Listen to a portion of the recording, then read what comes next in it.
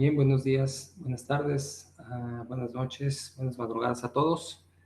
El día de hoy tenemos para hablar un poco sobre las enfermedades infecciosas y corresponde entonces a la enfermedad de moquillo, también conocida como enfermedad de Carré o distemper. Bien, sobre esta enfermedad infecciosa, pues es importante recordar algunos antecedentes históricos, como bien ahorita lo comentaba, lleva la enfermedad de Carré por su descubridor, es decir, quien la reportó primeramente, que fue Henry Carré. Esto ocurrió en el año de 1905, donde él pues logra aislar el virus del distemper canino. Previo a esto ya había existido, digamos, una serie de orientaciones, una serie de investigaciones. Sí, estamos hablando de tiempos quizás un poco más hacia atrás, hacia el año de 1892, donde entonces este investigador, Edward Jenner, sí, reporta una enfermedad de tipo neurológico en los perros, sin ser, digamos, ahora la enfermedad que conocemos como tal, es decir, los reportes eran quizás muy vagos, pero él ya investigaba sobre un reporte, sí, de un padecimiento que producía específicamente en los perros ya problemas de tipo neurológico. No estaban definidos todavía una buena cantidad de signos que posteriormente se van a ir definiendo, se van a ir de alguna manera manifestando, se van a ir presentando, y que bueno, los siguientes investigadores, como es el caso de Henry Carré, ya logra no solamente aislar el virus, sino de alguna manera pues armar el cuadro clínico de lo que es la enfermedad que conocemos hoy en día. Hoy en día hablamos básicamente de dos tipos de moquillo, es decir, dos tipos de distemper, dos tipos de infección, la infección de tipo clínica y la infección de tipo subclínica. La infección de tipo subclínica tiene que ver con aquellos padecimientos quizás de la cuarta etapa de problemas neurológicos en el sistema nervioso de los perros, donde no necesariamente pasaron por toda la primera etapa, es decir, por todo el proceso que normalmente define la signología muchas veces en las literaturas. Es difícil, yo diría que en su vida práctica ustedes van a llegar a ver un caso de moquillo tal y como se documenta en las literaturas, tal y como se documentaba antes.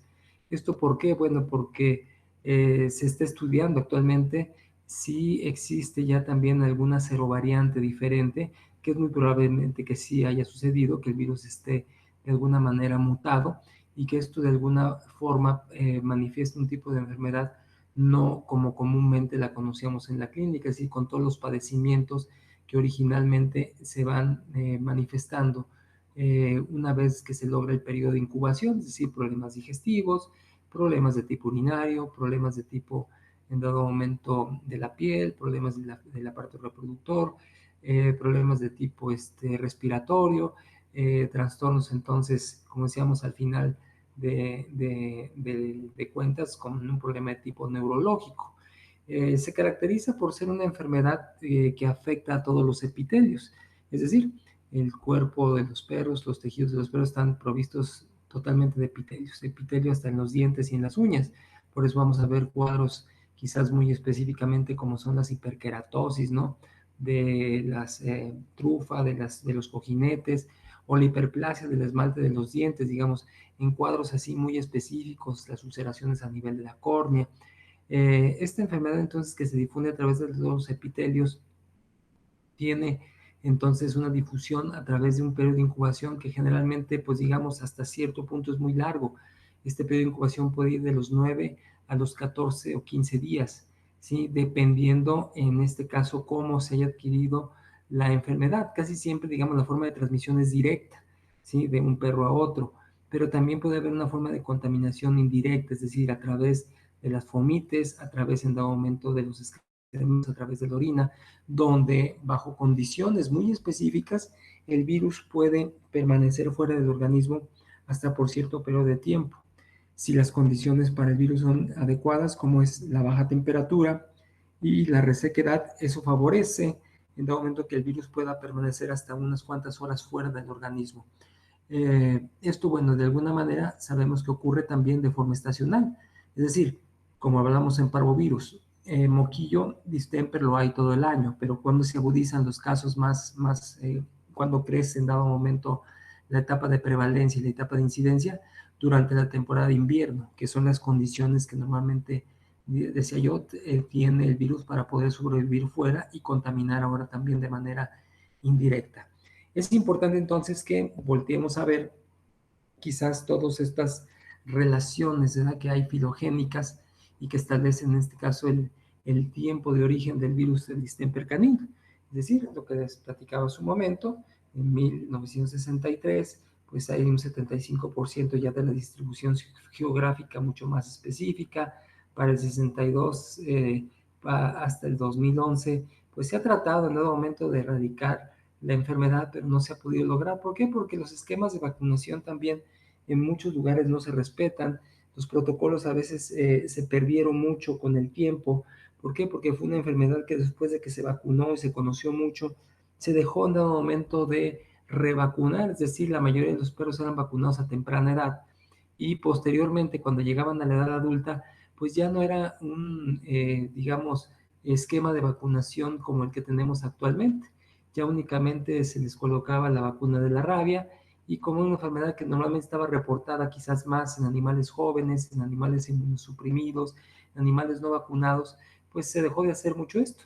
Esto ocurrió durante mucho tiempo y esto quizás provocó que con los años pues exista ahora la posibilidad, como estamos comentando, de que este virus haya mutado, de que este virus haya cambiado de manera su parasitación y su manera en el momento de incubarse y de reproducirse en las células del organismo, y que de alguna forma entonces veamos ahora este tipo de situaciones, las de un moquillo subclínico, donde generalmente no se veían de cuadros clínicos, que no sea al final de haber desarrollado, como lo comentaba hace un momento, todo el proceso.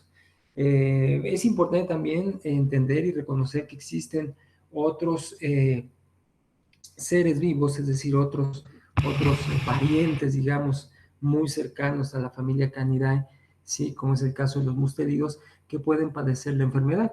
¿Sí? Las condiciones quizás son diferentes a las de un perro de ciudad, a las de un perro de casa, pero estos animales tienen posibilidades de infectarse. ¿Sí? Todas estas variedades, si ustedes recuerdan o ya llevaron su clase de producción de perros, cuando vean la historia del origen del perro, pues van a encontrar que todos ellos de alguna manera fueron evolucionando y son parientes muy cercanos de lo que conocemos hoy en día como la familia Canidae, de tal manera que entonces existe también la posibilidad de contagio, muchas veces de manera también directa, sobre todo para perros que desarrollan actividades en dado momento de cacería, como perros de cobro, como perros de muestra, y que pueden estar en contacto a lo mejor muy cercano al caso de algunos animales silvestres. En el caso de los felinos, y pongo aquí el ejemplo de los felinos porque, bueno, para el caso de los felinos podríamos hablar de que el distemper es la enfermedad de inmunodeficiencia de los gatos, como es el caso de la leucemia viral felina, como para el caso de los humanos, que es el síndrome de inmunodeficiencia. Digamos que el distemper en los perros, como el caso de los gatos, pues es el SIDA que conocemos para los humanos. ¿Sí? Entonces son variedades, son especies, como lo acabo de comentar, ¿sí? Como en el caso de la hiena, que es quizás de los parientes más cercanos a la familia Canidae que conozcamos. Ahí está entonces dentro de lo que es la familia de los caninos, pues algunas de las especies quizás muy cercanas a lo que estoy comentando, como es el caso del dingo, como es el caso del zorro, del lobo, del coyote, el perro mapache, hasta el perro doméstico, el canis familiaris. Este es el virus, es decir, la forma en que este virus, estamos hablando de un paramyxovirus, pertenece a la familia Paramyxoviridae. Este virus entonces tiene las características de ser un virus neurotrópico. ¿Qué quiere decir esto? Que este virus no solamente, decía yo, tiene especialidad por infectar todos los epitelios del organismo, sino también además de afectar el sistema nervioso central de los perros, es decir, producir problemas a nivel del sistema de gobierno, el cual se puede manifestar en un moquillo clínico de muchas formas, o bien en un moquillo subclínico, única y exclusivamente, como decía yo en su momento, con la presencia de convulsiones, coriax, o lo que conocemos como tics nerviosos, ¿sí? Bien, este es entonces el sistema inmune que normalmente, pues de alguna manera acude al embate del virus. ¿Quiénes son los primeros en infectarse? Son los linfocitos, es decir, que se encuentran en el aparato respiratorio. ¿Por qué? Porque normalmente la infección, digamos, de sello de manera directa se difunde contagio a través, deseamos, de secreciones, como es el esputo, como puede ser el caso de la saliva, las secreciones nasales, las lagañas de perro a perro.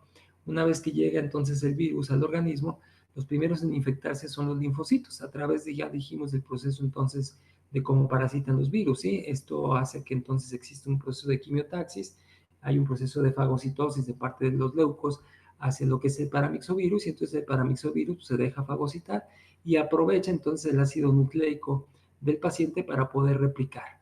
Una vez que comienza a replicar, entonces se difunde a través de toda la cadena linfática, a través de todos los nódulos linfáticos, se difunde entonces al resto, decíamos, del organismo, al resto de los epitelios.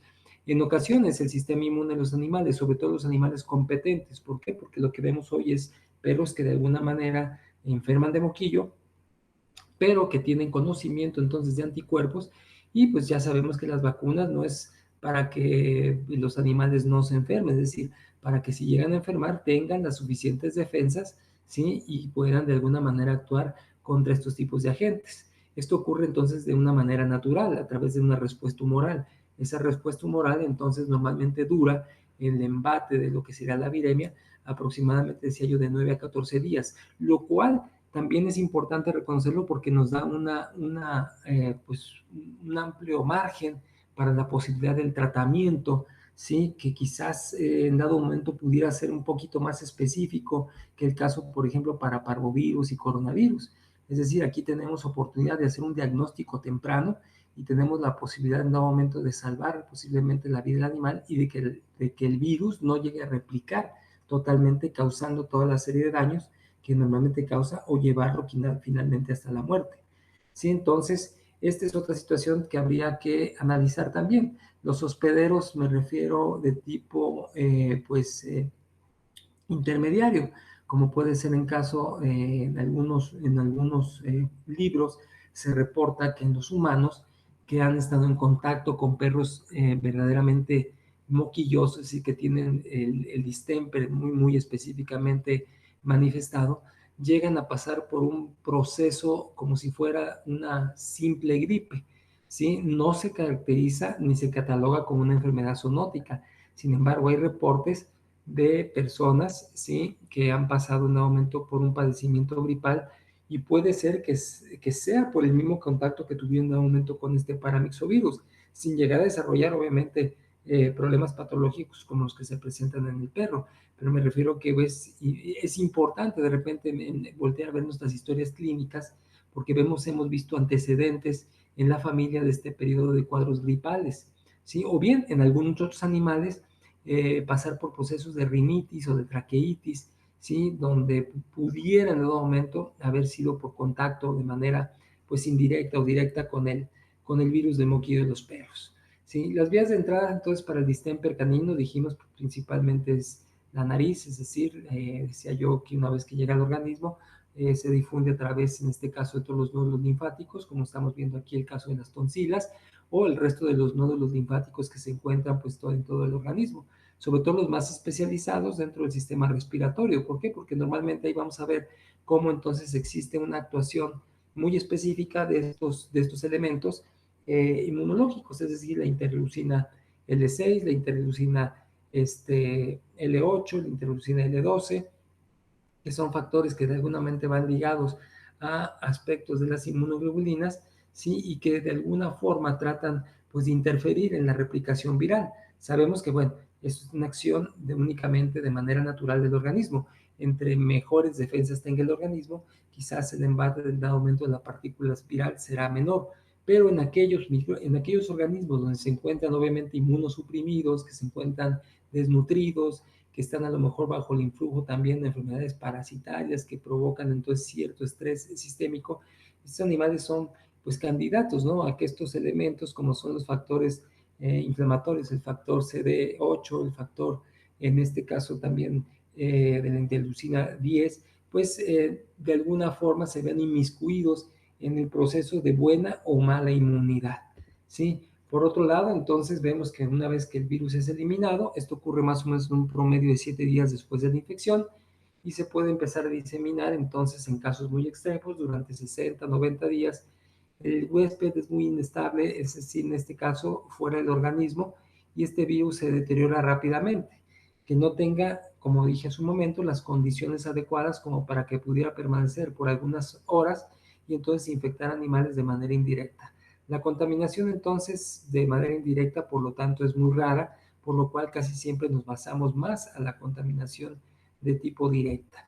Esto es lo que hablaba yo en relación al cuadro clínico. ¿Por qué? Porque vamos a ver un cuadro clínico que en la primera semana tiene un efecto, entonces decíamos, de la linfopenia, por el efecto citopático y la apoptosis que conlleva a todo el proceso que veíamos un momento relacionado con el sistema inmune, las interleucinas, los factores CD8, ¿sí? Y algunas inmunoglobulinas, y que esto, bueno, de alguna forma me da una buena alternativa para hacer un diagnóstico temprano, o un diagnóstico, pensémoslo así, todavía no muy tardío, es decir, si yo logro que este paciente llegue a consulta o sea presentado a consulta entre la primera, segunda semana, tiene un muy mejor pronóstico que aquel paciente que se presente entre la tercera o cuarta semana, es decir, para la cuarta semana, cuando la neuroinfección se ha declarado, ya sea de manera sintomática o asintomática, clínica o subclínica, es imposible hacer nada. Es decir, ya la afección del sistema nervioso ya se llevó a cabo, ¿sí? La neurotropicidad del virus ya realizó lo que tenía que realizar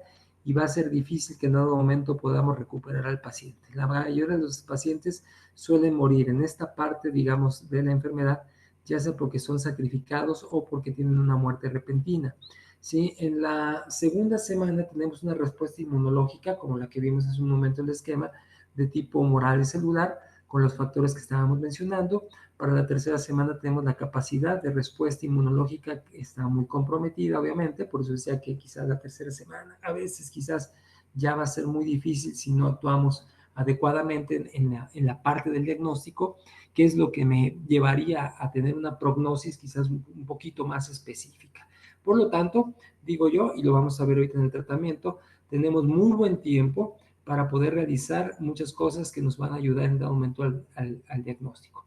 Este esquemita que están viendo pues tiene que ver con esto, con la desmineralización principalmente de las terminaciones nerviosas, esto no solamente a nivel periférico, sino también a nivel central, lo cual pues normalmente es causado, decía yo, por la neurotropicidad del virus, sobre todo para la cuarta semana, donde sea los efectos son irreversibles. El diagnóstico entonces del distemper canino, pues podemos realizarlo ya sea en base a la sintomatología.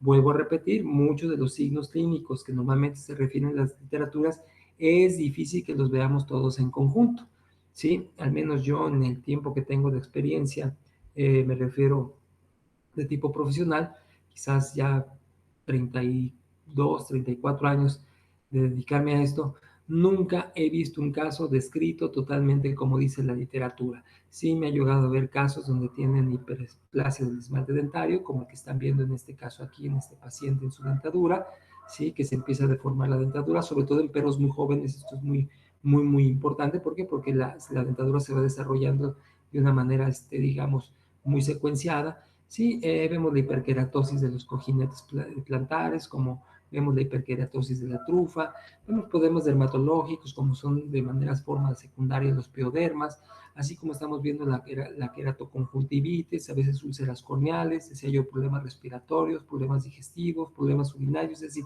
podemos tener una signología muy variada. Por lo tanto, nuestro acercamiento, decía yo, a la prognosis bajo la historia clínica va a ser muy importante.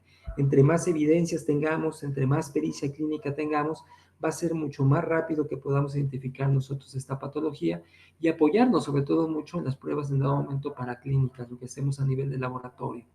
Esto que están viendo aquí, arribita, es pues una impronta, es una impronta donde también podemos hacer diagnóstico y donde vamos a ver los llamados cuerpos de inclusión.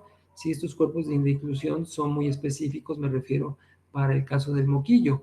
El diagnóstico normalmente se hace en base a esa sintomatología, pero también a determinación laboratorial, es decir, el hemograma.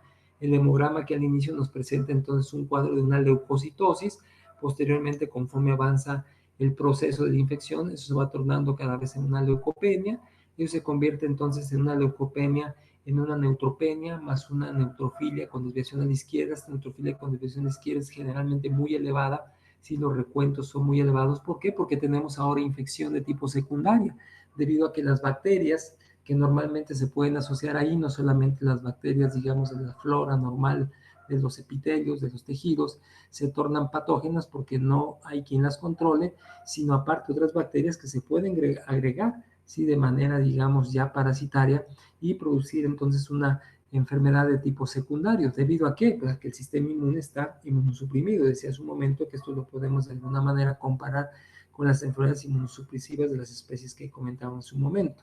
Sí, entonces la determinación laboratorial me permite hacer un diagnóstico muy rápido a través de esto.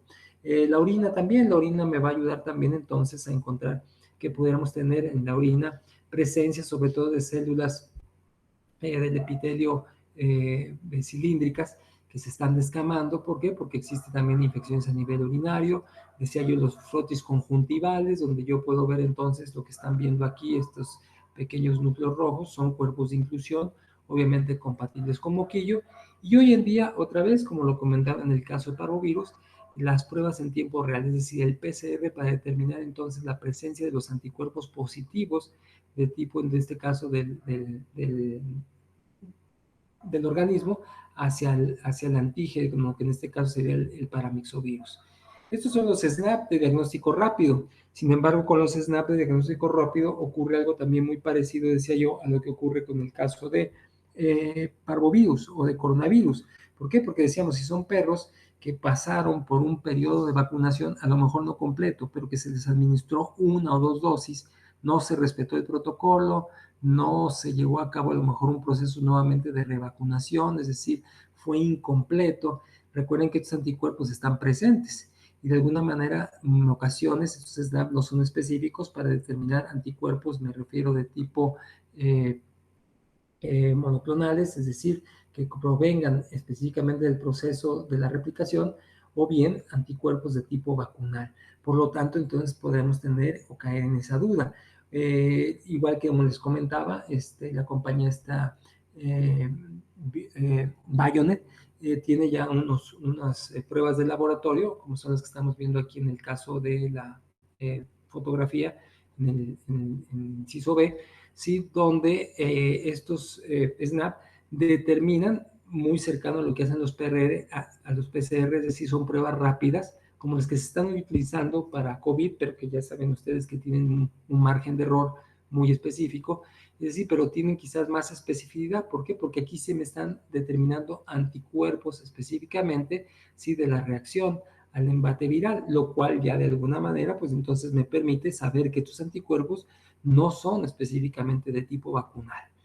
El tratamiento, entonces, por lo tanto, es un tratamiento sintomático, es un tratamiento de sostén, es un tratamiento complementario, ¿sí? No es un tratamiento hasta cierto punto etiológico primario, aunque vamos a ver algunas sustancias, algunas sales que se recomiendan, siempre y cuando sean utilizadas a tiempo y que me pudieran ayudar entonces a evitar la replicación o que esa replicación no fuera tan rápida como pudiera ser en un animal que no tiene quizás una exposición, un tratamiento específico, ¿sí? El pronóstico es muy malo, ya que aquellos entonces animales, decía yo, aquellos cachorros, aquellos perros jóvenes que pueden morir en el curso de la enfermedad. ¿Por qué? Porque sufren entonces las secuelas de tipo nervioso, puesto las denticiones alteradas, etcétera, etcétera, todo esto que normalmente llevaría al animal a una muerte muy temprana. Aquí tenemos parte de este tratamiento complementario, entonces hablamos de la ribavirina. ¿Qué es la ribavirina? La ribavirina es un antiviral. De hecho, nosotros lo usamos mucho en hepatitis infecciosa por adenovirus, está más encaminado, está más específico, es quizás el tratamiento para tratar de hepatitis en perros con ribavirina. Esto también se utiliza en algunas enfermedades de humanos que tienen que ver con algunas entidades virales. Y en los perros nos ha dado mucho resultado con moquillo, siempre y cuando lo utilicemos, como dije hace un momento, durante la primera semana o segunda semana que se está llevando el proceso de replicación. Esto me puede ayudar entonces a evitar que se exista toda la replicación total o que se detenga la replicación debido entonces al efecto que tiene en citopático este tipo de virus sobre las células, y hemos visto resultados alentadores, sobre todo pues cuando estos animales son presentados, que no es totalmente nuestra responsabilidad, recuerden, porque esto es responsabilidad del cliente, que pues entre más rápido lo lleve a consulta, quizás más posibilidades tenemos en algún momento de ejercer algún tratamiento. ¿Por qué? Porque desgraciadamente muchos de los pacientes que son presentados con distemper llegan en la última fase y el cliente casi siempre quiere que le salvemos la vida o que hagamos algo por el animalito y definitivamente ahí no podemos muchas veces hacer nada, ni intentar ni siquiera esto, ni pensar en gastar el dinero en esto. ¿Por qué? Porque no va a funcionar. Ahí les dejo entonces la información, ¿sí? Ahí están las dosis, ahí está la forma de aplicación y la forma entonces como actúa este antiviral, ¿sí? En el organismo de los animales, ¿sí? Es un tratamiento, vuelvo a repetir, complementario, pero se puede llevar a cabo junto con la utilización de otros fármacos. La inmunomodulación, es decir, los inmunomoduladores, los estimulantes de la inmunomodulación, como es el caso del Silexis. Hablo aquí del Silexis, que no fue el caso de lo que platicábamos para parvovirus. ¿Por qué? Porque este lo vemos quizás un poco más encaminado debido a que es un cultivo liofilizado de parapoxvirus en ovinos. Es un, pues, pariente, digamos así, muy cercano, un familiar muy cercano a este paramyxovirus. Y entonces tiene muy buena acción, sobre todo cuando es, pues de alguna manera suministrado junto con la ribavirina y junto con algunos otros fármacos que se van a estar llevando a cabo, sí, durante el proceso, digamos, de la replicación o durante el proceso que sería la replicación. Y esto nos va a ayudar a inmunoestimular estas interleucinas que veíamos en su momento en el esquema, que son muy específicas para la acción y evitar el aumento del efecto citopático sobre las células. De nada sirve colocar únicamente inmunomoduladores si no utilizamos otro tipo de sustancias, porque tampoco le vamos a dejar todo el sistema inmune al animal. Es importante también recordar que aquí el uso de los antibióticos es importante. ¿Por qué? Porque recuerden que tenemos infecciones secundarias y estas infecciones secundarias hay que combatirlas con antibióticos específicos, ¿sí? Para tratar de que estas bacterias pues, no nos provoquen entonces un proceso inflamatorio, un proceso degenerativo aparte en los órganos y en los tejidos. Por lo tanto, vamos a hablar, como en el caso de este producto, que es un producto, bueno, que nos ayuda mucho, sobre todo para evitar que en algún momento se presenten estas lesiones irreversibles sobre el sistema nervioso central.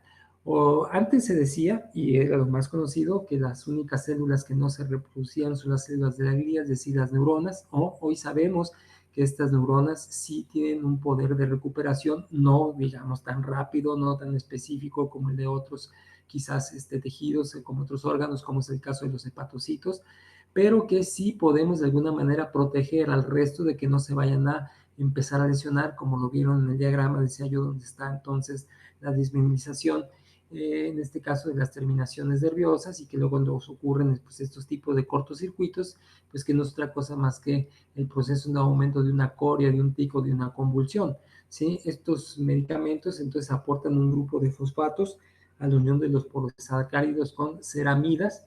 Esto ayuda mucho entonces a la recuperación, sobre todo también de células que se encuentran en esa etapa de quizás de procesos apoptóticos.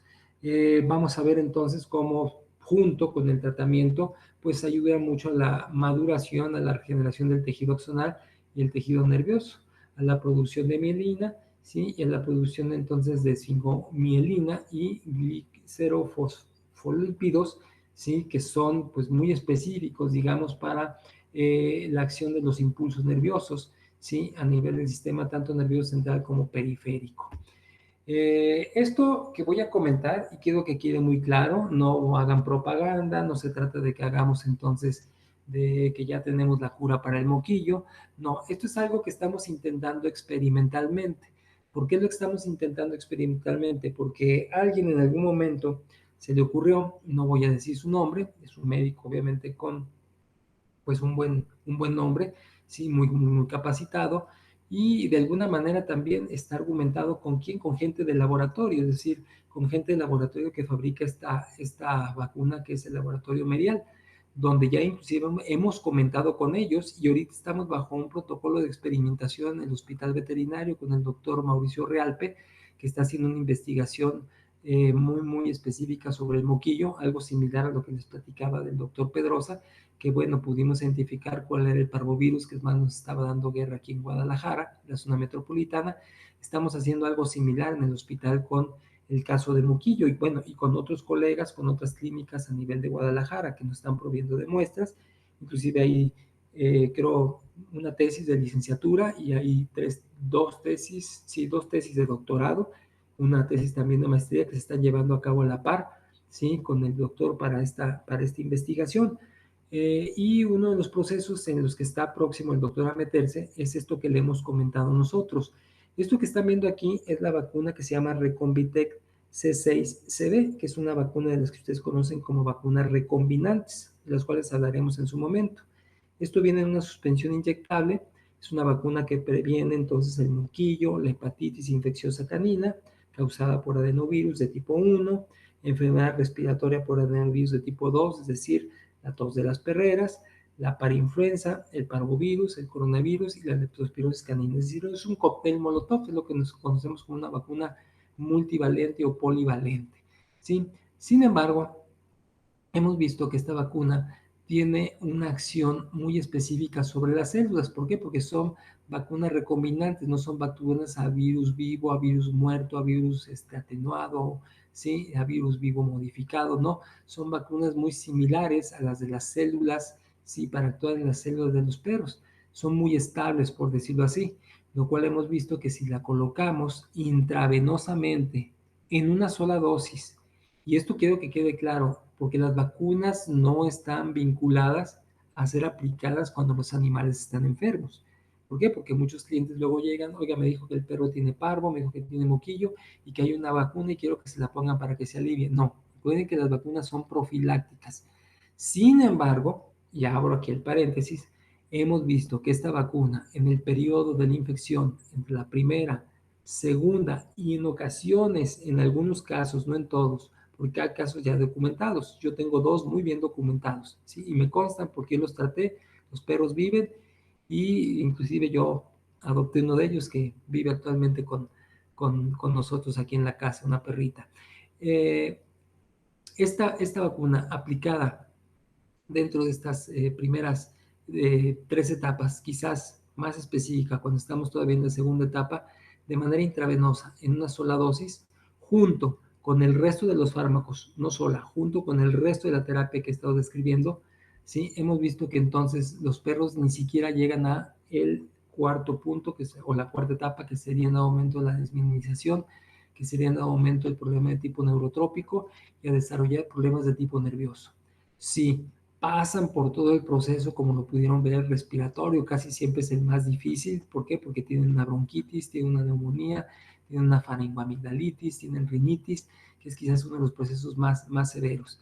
Sí, damos antibióticos, damos mucolíticos, colocamos dentro de la primera etapa, como les dije, si hay posibilidad de haber sido hecho el diagnóstico temprano, la ribavirina, y entonces la inmunomodulación con los inmunomoduladores específicos como es el Silexis. Y hemos visto entonces que esta vacuna, no sabemos, estamos como el Alka-Seltzer, no sabemos cómo actúa, más sí sabemos que sí actúa, y es el proceso que está ahorita pues en comenzar a ser investigado. ¿Por qué? Porque esto ya se lo hicimos saber, no solamente su servidor, algunos otros colegas que hemos tenido esta experiencia, ¿sí? Y pues inclusive decía yo, platicando con gente del mismo laboratorio, nos han dicho que tienen reportes también de otros médicos a nivel de la República, inclusive a nivel internacional. De hecho, lo anduve buscando, pero no lo pude encontrar. Ya hay un reporte que yo encontré en internet, en una revista especializada, es un PDF de una situación de esta naturaleza, pero quizás no se le ha dado mucha difusión. ¿Por qué? Porque, como nos lo dijo el del laboratorio, no podemos nosotros médicos posicionarlo así, porque nosotros estamos vendiendo una vacuna para prevenir, no una vacuna para curar. Y como no hay estudios que avalen esto, sin embargo, lo que usted me está diciendo es cierto, algunos colegas me lo han comentado y han obtenido buenos resultados. Y esto por lo vuelvo a recomendar, no hagan en este caso alaraca, tampoco vayan difundiendo, en el Hospital Veterinario de Pequeñas Especies de la Universidad, o el doctor Mario López Amés, o aquel mi profesor, ya encontró la cura para el moquillo. No, no estamos hablando de que esto en realidad sea una cura. Sabemos que junto, vuelvo a repetir, con el resto de la medicación, sí nos ayuda quizás a evitar, siempre y cuando sea dentro de las primeras, dije, dos etapas, y a veces muy comprometida la tercera etapa, de que se presente entonces el moquillo finalizador, es decir, de que lleguen a la etapa neurotrópica, que ya dije es irreversible, hagan lo que hagan, el perro o va a morir solo o van a terminar sacrificándolo para que no sufra, ¿sí? Y entonces esto, bueno, hay que verlo desde ese punto de vista. Quizás haya alguno de ustedes que de repente quiere intentarlo, póngase en contacto conmigo y yo entonces se los platico ya de una manera quizás más específica a fondo de cómo establecemos el tratamiento, pero es algo que, bueno, estamos ahorita en proceso de investigación. El doctor va a empezar a investigar, decía yo, sobre esta vacuna, cómo está pues la vacuna caracterizada y cómo la vacuna actuaría in vitro, es decir, a nivel laboratorio, en contra del virus. ¿Sí? De tal forma que, bueno, cuando estén estos quizás ya elementos investigados, estas investigaciones, pues se las podemos hacer llegar en dado momento a través de estas revistas de difusión. Pero bueno, lo dejo ahí para que ustedes lo analicen. La profilaxis, por lo tanto, entonces se realiza en un animal normal, en un animal para evitar que se enferme a los 45 días de edad, es decir, lo que hablábamos en el caso de parvovirus, con las llamadas vacunas PUPI, que son vacunas trivalentes que contienen entonces adenovirus para el caso de la tos de las perreras, la influenza, el caso de parvovirus y el caso de moquillo. Posteriormente, entonces, dependiendo, y vuelvo a repetir, porque ya no existe en esta situación de los calendarios, dependiendo de las actividades o técnicas, las actividades que realice en dado momento este perrito, ustedes tendrán que desarrollar un protocolo muy, muy específico, no tiene por qué ser igual al de otras mascotas, específicamente para este animal, ¿sí? Para que entonces, pues, evitar que en dado momento lleguen a infectarse. ¿Por qué? Porque hoy lo que estamos viendo es que no solamente enferman o están enfermando animales jóvenes, como normalmente ocurría en los inicios, como lo vimos ahí en la historia de la enfermedad, sino que hoy vemos animales maduros e inclusive animales de avanzada edad que llegan a padecer moquillo. ¿Por qué? Porque en algún momento de su vida se descuidó el proceso de profilaxis. O bien estuvieron muy, muy expuestos quizás a la enfermedad y su sistema inmune, sobre todo como es el caso de los animales también geriátricos, que ya no es tan eficiente como el de un animal joven, llegan a enfermar de este problema. Es importante entonces que esto lo volteemos a ver, vamos a hablar un poco de ello, ya dije en su momento, sobre lo que es la profilaxis para evitar entonces estas enfermedades infecciosas en el organismo. Si tienen alguna pregunta, muchachos, entonces en nuestra próxima sesión estaré contestando dudas, estaremos viendo algunas cuestiones, sobre todo de tipo profiláctico, y posteriormente a este, pues les recomiendo que vean su siguiente video de la clase, que es la enfermedad de hepatitis infecciosa, leptospirosis y traqueobronquitis infecciosa, con la cual cubriríamos entonces nuestra tercera unidad, que sería las enfermedades infecciosas principales de los perros. Les agradezco su atención, que tengan una buena noche, una buena madrugada, que tengan muy buen día, sí, y estamos entonces en contacto.